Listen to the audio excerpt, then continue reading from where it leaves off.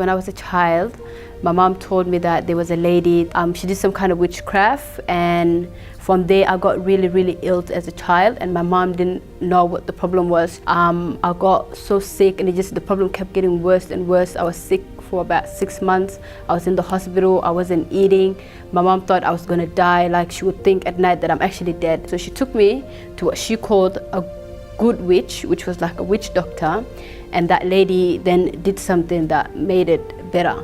But that's what she thought, at least. But when we came to Australia and I was around 16, that's when things really got bad for me. Things got so bad between me and my mom that she just wanted to like kill me. Like she would choke me, hit me. She did everything she can to try and discipline me, but I was hard-headed. I wasn't listening, and sometimes my mom would tell me that I can't believe the way I struggled with you in the hospital to save you as a baby. Like I wish I should have just let you die right there and then. I think that's when things got really, really out of hand. I'll come home drunk, try to fight my whole family, trying to fight my brothers, trying to fight my sister, anyone. Like I just had anger issues that I couldn't even control. It was the worst kind of anger. Sometimes I'll get so angry that I can't breathe. I feel like I'm gonna black out. There was just something inside of me that I needed to feel, and the only way I thought I could feel it was through alcohol, through relationships. I was in a really toxic relationship for many years. The relationship got violent.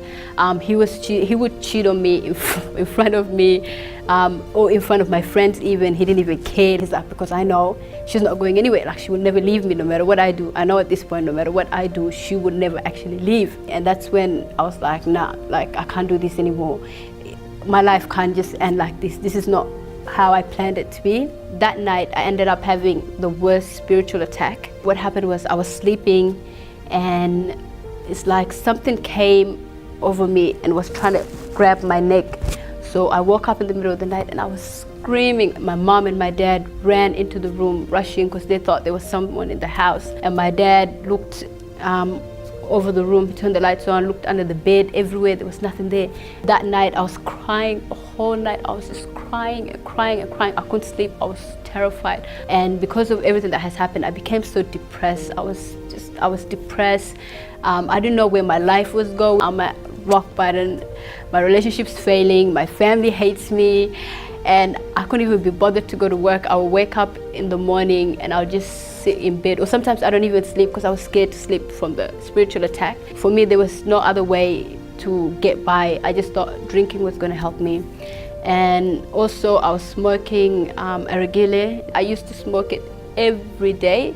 Sometimes I'll finish work at 5, I'll go to the shop and stay there till like 4 a.m. just smoking one after another. If I don't smoke for like one day, a whole day, I get a headache. I was so depressed. I try to feel and make myself happy with things.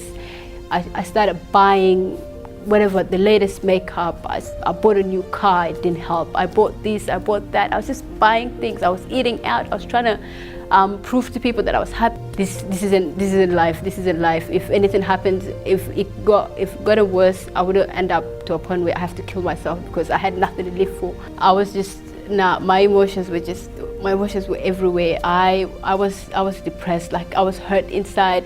I would go to bed crying every night because I couldn't sleep and I wasn't eating. I became so skinny. I think I dropped to about like 30-something kilos. Like it was really bad. But I would look at food and I'm hungry, but I couldn't even just be bothered to pick up a fork or whatever to just eat the food. I didn't want to eat. I just wanted to sit there and cry. I feel sorry for myself all the time. That's when I started going to attending Fridays, attending Wednesdays. I was just there trying to do my best to change. So the things that I had to give up was, first thing first, I had to forgive my parent. Well, I had to forgive my mom, and I had to forgive her for saying that I should have let you die before, and I had to forgive her for all the horrible things that she did to me, all the fights that we went through. And then also I had to apologize to her as well, and I think that was another hard thing that I had to do. Apologizing to her was really, really hard because I didn't want to admit, like when I sat to myself and I thought about the things that I did to her, they were even worse than what she did to me.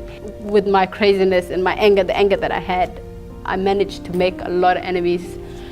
back then, and I had to apologize to some people that I have hurt in ways that I couldn't even imagine. So I've done things to people that were horrible, so I had to ask for their forgiveness as well.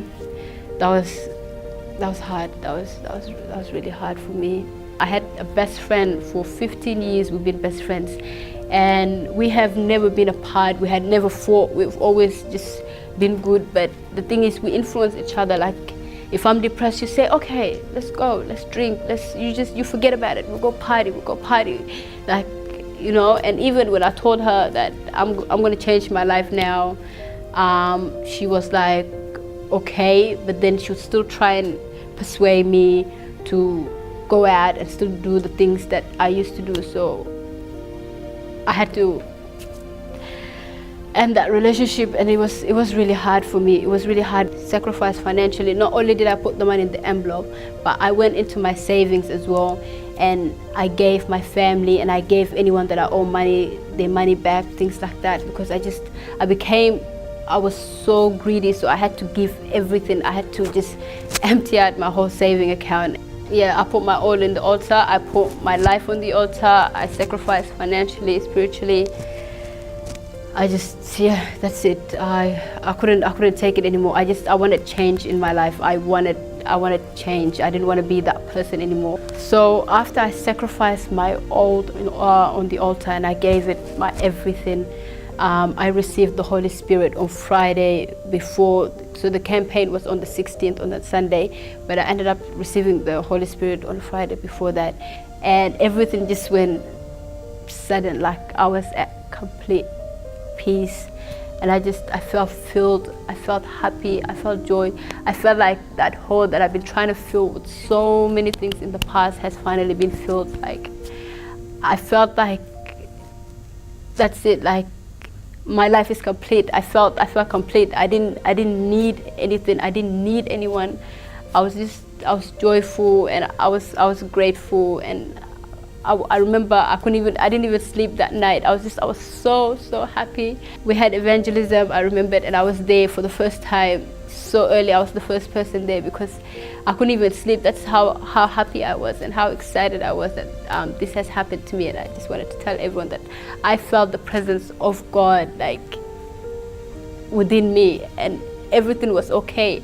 And I had the assurance that everything's okay now. And it's something that all my life I've been looking for, and I haven't been able to find it in anything. And since then, my life has changed dramatically. I'm not the person I used to be. My relationship with my mom, it's so much better. We can talk now for hours. She's so proud of me, and she even, like, she would tell my family members, like, wow, like, look what God has done in her life. Look at her now. Like, my mom sees it at home. Like, she sees the person that I am. With my dad as well, our relationship is so much better. He's not disappointed in me anymore. He's proud to call me his daughter. And in this month alone, in 1 month, he told me that he loves me twice, and that's more than he's ever done my whole life. So yeah, I'm no longer drinking alcohol.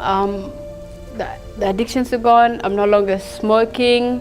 I'm no longer clubbing every night, so that's gone. And I no longer have spiritual attacks, so I can sleep at night and I'm happy. I have energy. So now I'm eating.